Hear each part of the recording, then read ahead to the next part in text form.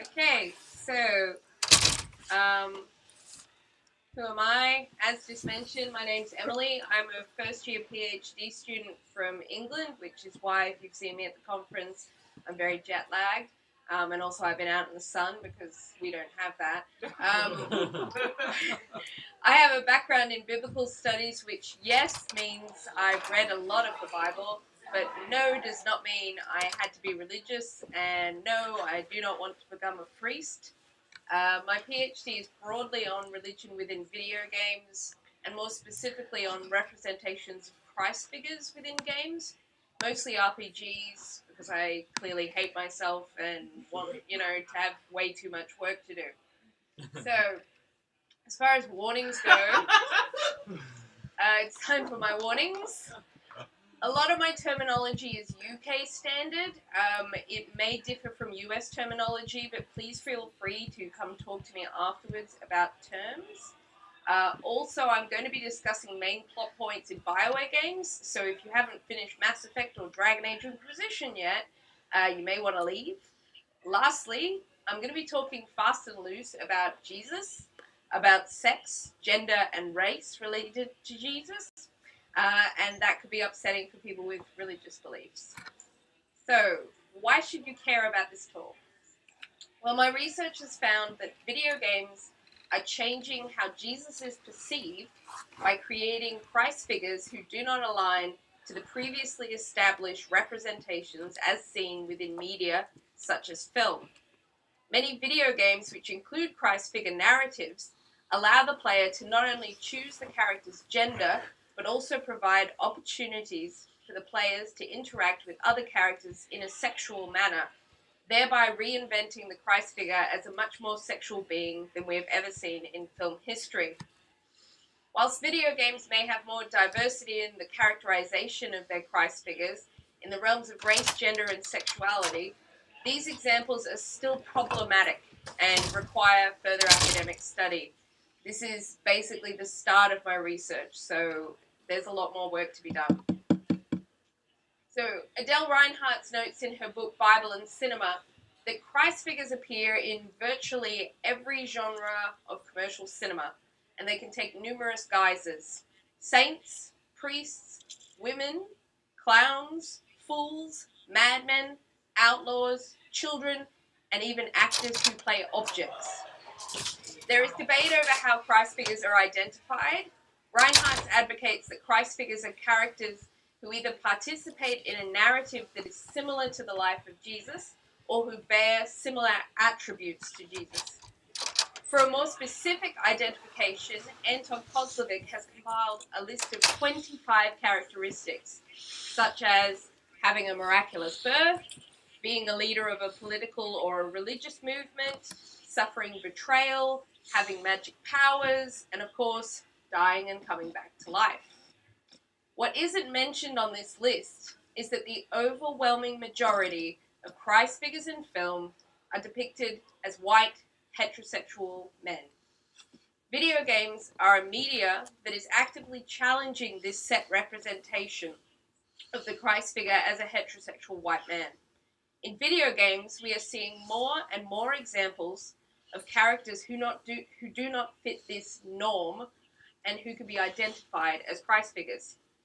However, the greatest challenge to how Christ figures are traditionally perceived comes from games where we design our own characters, such as BioWare games like Mass Effect and Dragon Age Inquisition. This talk will discuss new data that compares filmic Christ figures to ones found within video games, showing that video games, especially those from BioWare, present a different kind of Christ figure. So, Christ figures are everywhere in film. Some you may know already, like Neo from The Matrix or Superman, but some are not so obvious. Characters like Andy Dufresne from Shawshank Redemption, Professor X from X-Men, or Kevin Flynn from Tron. Christ figures form a huge part of our cultural concept on what a hero acts like, what a savior looks like, and are usually depicted as a greatly aspirational figure for the audience. It matters who they are, what they look like, and how they act. Unfortunately, one of the noted aspects of filmic Christ figures is their lack of gender, racial, and sexual diversity. As Reinhardt notes, Christ figures appear in a diverse amount of genres and roles, but for many, that is where the diversity ends. Some examples of diverse Christ figures are actually quite high profile. Characters such as the Black Christ figures of John Coffey from The Green Mile or Ned from Unforgiven, female Christ figures of Ellen Ripley from Aliens, Katniss Everdeen from The Hunger Games, or the species-based diversity of Christ figures like Aslan, Optimus Prime, and the T-800. Whilst it's true that Christ figures can be and have been depicted as any gender, race, sexuality, or even species, the truth of the matter is that overwhelmingly, Christ figures in film are depicted as white heterosexual males. To demonstrate this startling difference between film and game Christ figures, I decided to compile a kind of pilot study, a comparative database of Christ figures. The data is brand new and it's got a much smaller scope at the moment, but hopefully by the end of my PhD, I'll be able to present a more comprehensive data set, as this data currently excludes really important aspects such as class.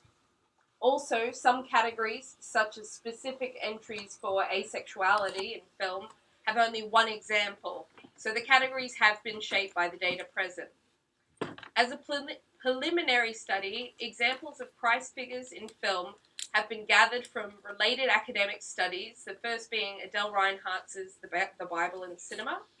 Additional examples were collected from Anton Kozlovic's paper, How to Create a Hollywood Christ Figure. Lastly, examples were collected from and cross-referenced through tvtropes.org, which is a great site for trope study. Examples of Christ figures within video games proved much more difficult to identify due to the lack of academic peer-reviewed sources for identification. In place of academic sources, tvtropes.org examples have been assessed using a combination of Reinhardt's and Kozlovic's criterion and included where applicable. There was a total of 72 Christ figure characters identified within film sources and 30 Christ figure examples from video game sources. So this is the first slide on gender within Christ figures in film. As you can see, you've got a giant amount of men. So both film and video game examples were categorized by 3 separate modifiers of character gender, race, and sexuality. Gender was identified by the use of pronouns within the selected media, whether other characters defined the Christ figure character as male, female, or other, as well as descriptions of the characters within Reinhardt's and Kozlovic's analysis. The modifier of other was used as a way of categorizing either no gender identified examples, the only example of which is the character of E.T., or multiple genders, such as the humankind example from the film Deep Impact. When players were given the choice between genders in the game examples, that was listed as player choice. So by comparing Christ figures from film to those of video games, the video games are in pink, the data suggests that within video games there's a higher percentage of female gendered Christ figures. It's 30% up from film's 13%. This creates a more balanced, albeit binary, gender division, and an even greater opportunity for parity is produced by the inclusion of a 16% of characters whose gender is decided by player choice. As you can see. So race was divided in a binary of the BAME, which is a kind of outdated UK umbrella term, which stands for Black, Asian, Minority, Ethnic, and white, with the category of white other added to the film selection, as there were several examples of white non-human but humanoid characters. These white other examples included characters like Roy Batty from Blade Runner, the white android, and another white android, the T-800 from Terminator 2. Asian characters were included under the BAME umbrella, so Noctis and Yuna from Final Fantasy, the only 2 Asian examples in the study, were put under that. So as you can see, white just drops down. You have a rise in BAME, and white either just doesn't exist. Once again, player choice was a large factor for extended racial diversity. At 16% of the examples race to be decided by player choice. As well as this potential racial diversity, games had a higher percentage of non-white characters, 10% to films 4%. However, this racial diversity only amounted to 3 examples from each media. The percentage of white examples decreased within video games, with only 56% of examples being identified, as opposed to film's massive 81%. Sexuality was categorized by demonstrated behaviors such as sexual engagement, kissing, or other physical affections. The category of suggested heterosexuality was created for characters that used lesser affections, such as a look or suggestive dialogue. No sexual preference demonstrated was used when no sexuality was demonstrated, suggested, either audibly or visibly, or mentioned. Asexuality was only used as an identifier when characters openly identified as such, which is understandably problematic. Homosexuality and asexuality both scored a 1% representation, with 1 film example of each.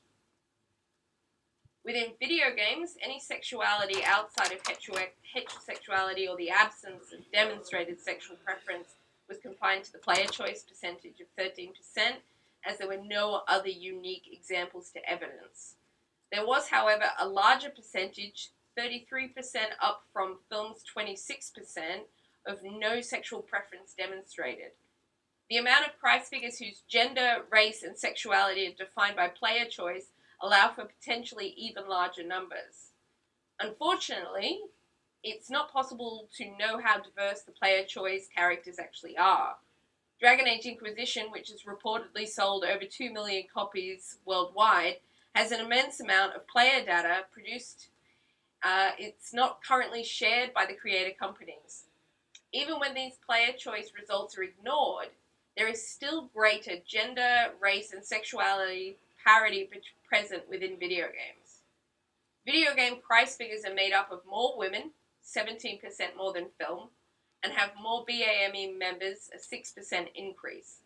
Whilst film examples have more single examples of non-heterosexual prize figures, the 1% homosexual, the 1% asexual, video games have a 16% opportunity for diverse sexuality, with multiple characters who players can choose to play as asexual, bisexual, lesbian, or gay. So obviously there's some inherent problems with this study. Sexual preference is not always observable, neither is gender, really. In a text, and the line between no sexual preference demonstrated and, say, asexual characters is often hard to discern at face value.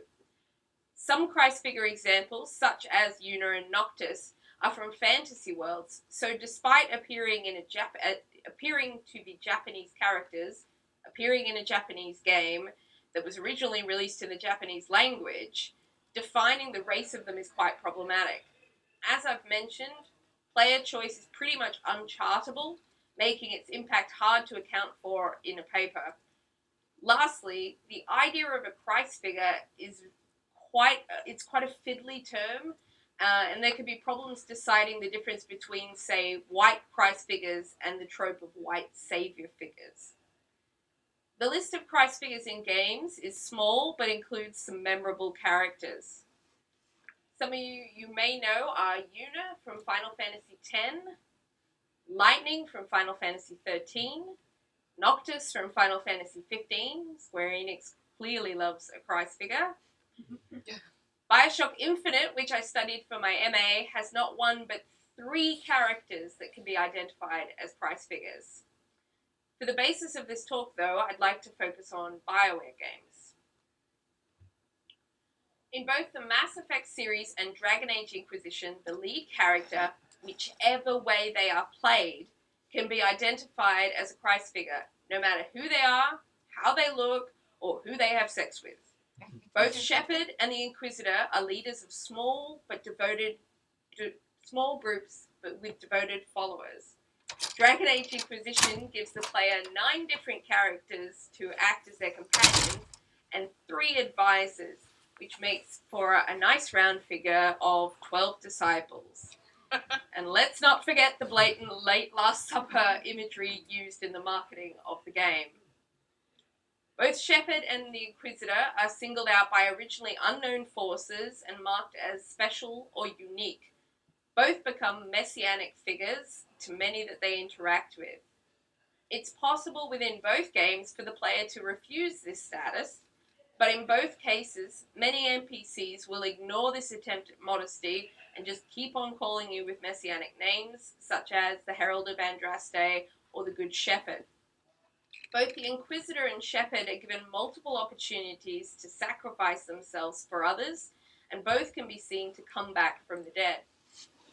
Diversity in BioWare games is manifest in 2 ways, through who you choose to be and who you choose to date. In Mass Effect, via the character of Jane Shepherd, you can play the story of a black lesbian woman who also happens to be the savior of the entire universe. In Dragon Age Inquisition, you can play the story of a white elven man who has a sexual relationship with a male Tevinter mage, and who also happens to be the Herald of Andraste, who, bonus points, is herself another example of a diverse Christ figure, in that she is 1, a woman, and 2, married with children. Through the inclusion of both expansive character customization, except for hair, where Dragon Age Inquisition is concerned, and varied romance options, BioWare games are unique in their ability to provide the opportunity for a Christ figure that is both racially and sexually diverse. Gender diversity is also affected by player customization, but sadly only offers binary representation so far. It's important to address the fact that these characters only provide the option to create a diverse Christ figure. They aren't preset characters, and they're not featured in marketing or promotion. There is no game that I know of so far, and I'm sure one probably does exist and I just haven't found it, where you can play a Christ figure as diverse as the ones that BioWare gives you the opportunity to play in the titles of Mass Effect and Dragon Age Inquisition. I've personally struggled with this idea of the optionally diverse. Can we truly champion these games as diverse examples of Christ figures if the diversity is dependent on players choosing to perform it? Adrian Shaw discusses in Gaming at the Edge, hi Adrian, the difference between media such as film and that of games. The difference is interactivity, yes, but not as previously explained by gaming scholars. Games are not different because they include interactivity. They are different because they must be interacted with. But how does the idea of essential interactivity work with player choice-based diversity? Can a game be called diverse only if its non-white, non-male, non-heterosexual characters are the ones selected for play? Do they have to be interacted with to contribute, or should these characters only count as diverse if they are set characters? By providing the player with the choice of gender, race, and sexuality, BioWare games allow for a greater amount of main character diversity than their opposition. But Mass Effect and Dragon Age do one step more. These games depict a main character who, however gendered, or sexually or racially identified, still retain their program narrative that allows us to identify them as a Christ figure. And by allowing the player to choose the character's race, gender, and sexuality, they allow for the possibility of a Christ figure more diversely identified than in film, thereby challenging the set representation of what a Christ figure looks like and how we identify one in media. Hopefully we will eventually get more data from games companies for research, data that could show us how many people actually choose these diverse options. However, even without the data, we can already see that video games, through character customization and in-game options like romance quests, are paving the way for greater diversity in representations of Christ figures. It's not